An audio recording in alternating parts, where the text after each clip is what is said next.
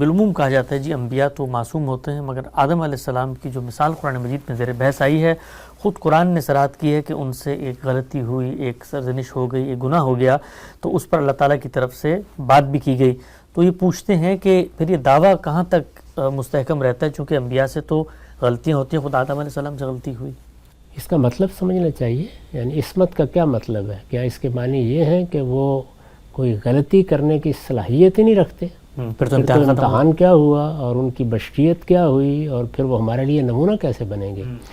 عصمت کا مطلب یہ ہے کہ وہ اللہ کی حفاظت میں ہوتے ہیں، یعنی اللہ تعالیٰ جب انہیں اپنے دین کو پیش کرنے کے لیے منتخب کرتا ہے تو پھر چاروں طرف سے نگرانی کی جاتی ہے۔ اس کو قرآن نے بیان بھی کیا ہے کہ ہم ہر طرف سے پہرے لگا دیتے ہیں اور پھر ہم دیکھتے رہتے ہیں کہ کیا انہوں نے دین کو پیش کرنے میں، دین پر عمل کرنے میں، دین کی ہدایت لوگوں پر واضح کرنے میں کوئی غلطی تو نہیں کی، اور اگر ایسا کوئی معاملہ کسی وقت بشریت کے تقاضوں سے ہو جاتا ہے تو ہم اس کی اصلاح کر دیتے ہیں اور ان کی حفاظت کرتے رہتے ہیں۔ تو اس کا مطلب یہ ہے، اس کے وہ معنی نہیں ہیں جو لوگ عام طور پر سمجھتے ہیں۔